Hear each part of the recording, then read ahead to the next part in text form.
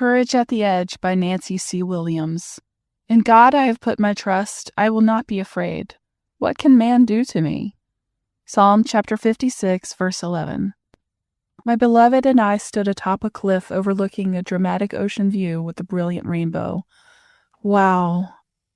As I contemplated the jagged rocks 100 feet or more below us, though, I kept a healthy distance from the edge. There were no guardrails, no fencing, no warning signs about danger, just a slippery little path about 4 feet wide between us and the sheer drop-off. Getting that close to a deadly fall was challenging, because I have a mild fear of heights. My palms were sweaty, and even though my feet were firmly planted, this was not the spot to stumble or lean too far over. But my husband and I trusted the guide who had brought us to this point. The young fellow had already led us, and countless others, I imagine, on this scenic hike without incident. Our guide kept us securely on the path as we hiked back down. At the ocean's edge, he held my hand firmly in his as we hopped from boulder to boulder amid crashing waves. We were rewarded with another amazing view, some hidden formations etched by the salt water pounding the cliffs. My beloved and I would never have seen these impressive glimpses of God's beautiful creation without our guide's faithful help. Courage isn't just a matter of conquering our fears. It's a product of faith and trust. You and I trust in lots of things every day.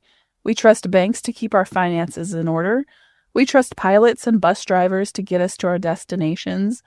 We trust pharmacists and doctors with our health. Unfortunately, we also trust way too much in ourselves. Wealth, youth, strength, looks, smarts, all have a very short shelf life. We think we're in control of our lives, but we're not.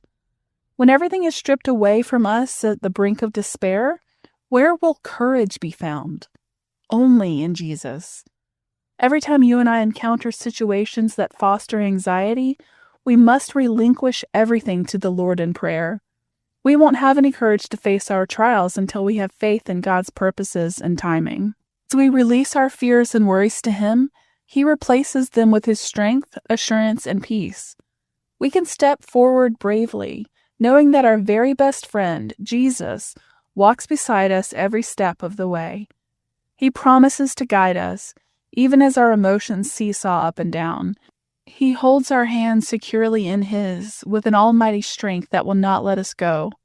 We can dare to climb with Him. I probably won't return to that cliff edge. Been there, done that. But the joy of that experience has stayed with me. Just as I trusted our guide's judgment and strength, you and I can trust Jesus to help us in anxious moments.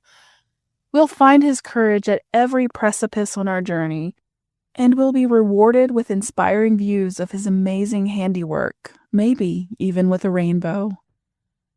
Questions for reflection. Let me ask you this again. When everything is stripped away from us at the brink of despair, where will courage be found? What will that courage look like for you?